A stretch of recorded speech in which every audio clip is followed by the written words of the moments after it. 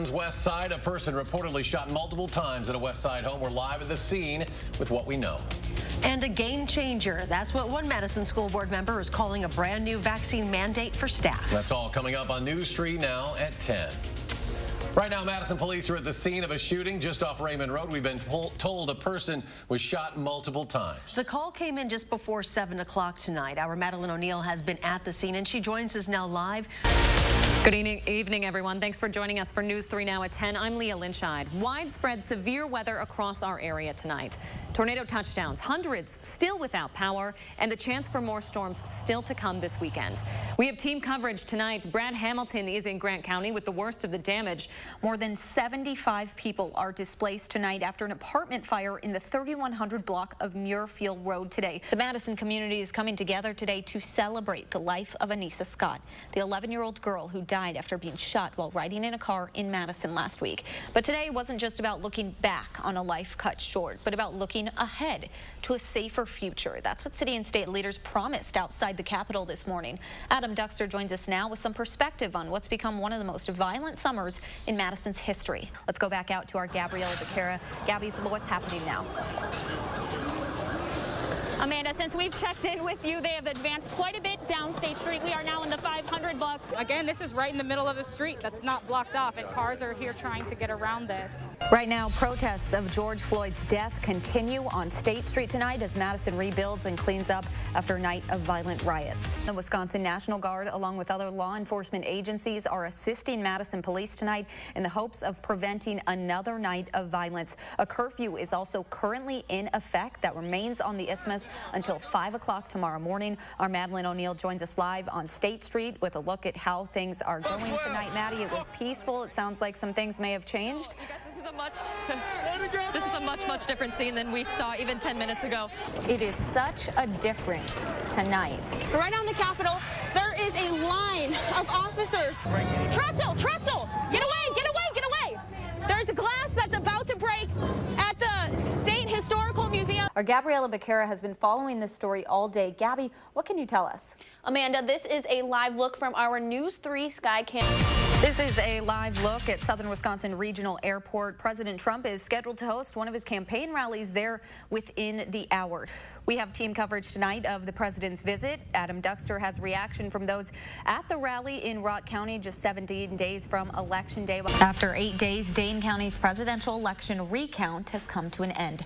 Clerk Scott McDonald tweeted tonight around 7:30, quote, "We are done." McDonald says they will reconvene tomorrow morning to reconcile the numbers and complete paperwork. He says that's when he also expects the Dane County Board of Canvassers to certify the results.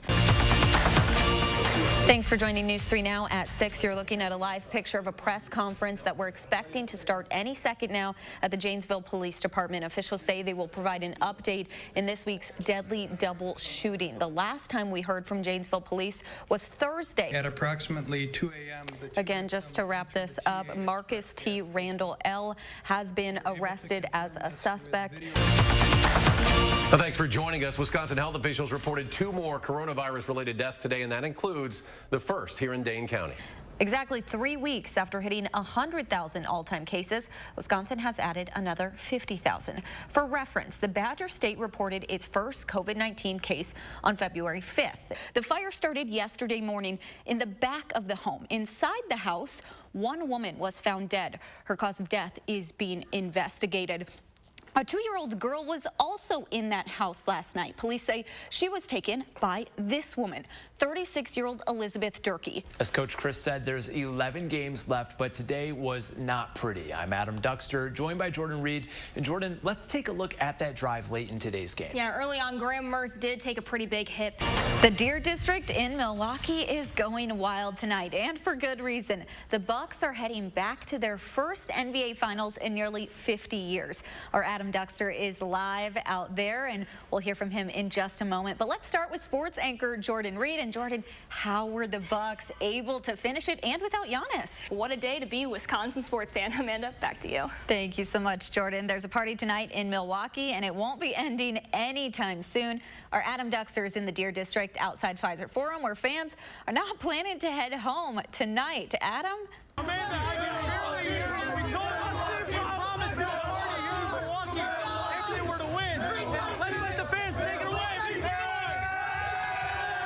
This is a special edition of News 3 Now, Class of 2020. Good evening. Thanks for joining us for this special half-hour show honoring the class of 2020. Thanks for joining News 3 Now at 10. Merry Christmas. Happy Hanukkah. I'm Mark Kane. Thanks for tuning in. Happy Thanksgiving. Thanks so much for joining us for the news tonight. I'm Amy Reed. Stay back close to freezing with dry conditions. Thanks so much, Dana, and thanks so much for tuning in. Good night, everyone.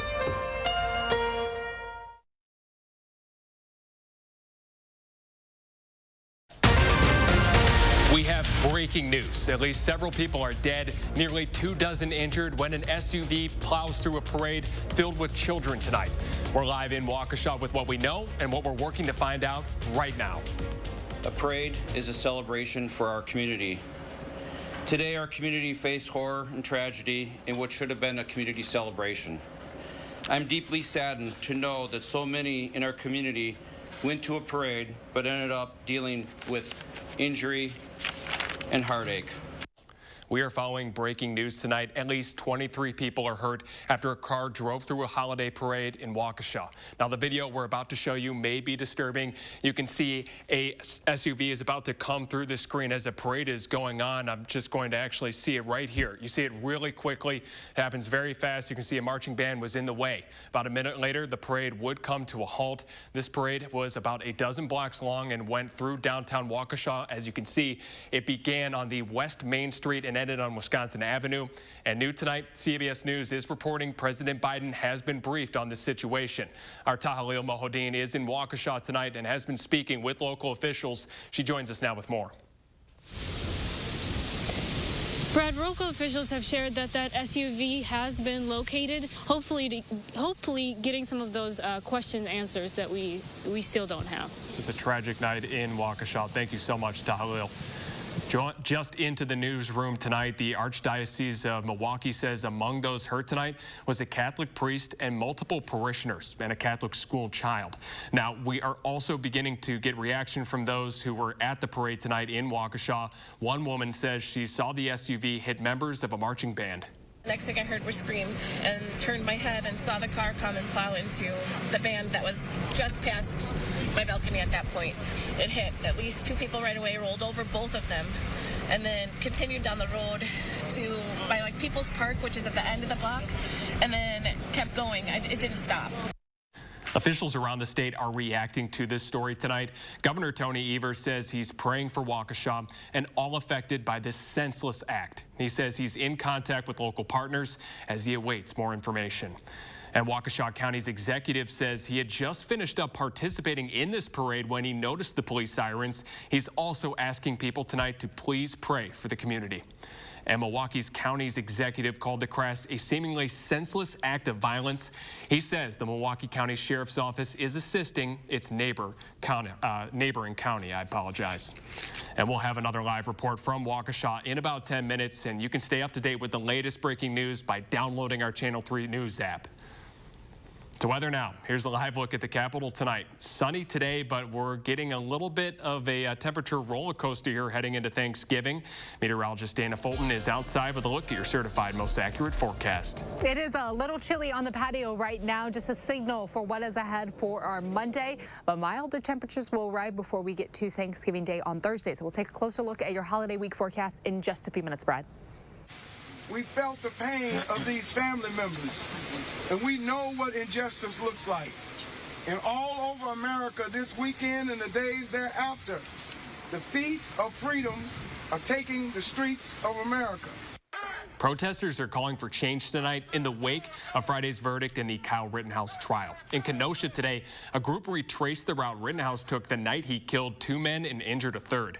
Organizers say they're calling on the DOJ to investigate federal crimes they say Rittenhouse committed the night of those shootings. And people here in Madison are also voicing their frustration with the jury's decision. For the second time since the verdict, Freedom Inc. hosted an event focused on the communities most impacted by this acquittal. A group canvassed today on Madison's south side. Organizers say right now, everyone has to raise their voice. This is community organizing. It's the essential part of getting out in the streets, talking to our folks, prioritizing their perspectives. Organizers say they plan to continue this conversation and do their part to support those affected by this verdict. And we expect to hear from Kyle Rittenhouse himself tomorrow. Fox News says Tucker Carlson will interview the 18-year-old. The network says Rittenhouse will also appear next month in a documentary. Now, Fox says it did not pay for any special access. And stay up to date with the latest information on this case with News 3 Now and on channel3000.com. We're also keeping our eyes close on closing arguments in the Ahmaud Arbery murder trial. Both the prosecution and defense rested their cases last week and met with the judge Friday to talk about potential charges. 3 men face several charges, including malice murder after last year's killing of Arbery, who was an unarmed jogger in Georgia. Next tonight, Highway 51 at Buckeye Road was closed for a few hours this morning after a stolen car with 4 juveniles inside ran a red light and crashed into another vehicle. Madison police say all 4 suspects ran from the crash, 3 of which were later arrested. The driver of that crash did suffer minor injuries, but they are expected to be okay. New tonight at 10, people in western Wisconsin are speaking out this weekend against plans to connect more than 100 miles of land with high voltage lines. The American Transmission Company says the line will boost the reliability of our area's electric systems, but as Anna Hansen explains, protesters say they're not buying it. Isn't exactly fighting fire with fire. The ATC also says the number of renewable generation projects in our region is multiplying in recent years. Again, we are following a developing situation tonight in Waukesha. Here's a live look right now. At least 23 people are hurt after a car drove through a crowd at the city's holiday parade tonight. We'll have another live report coming right after the break.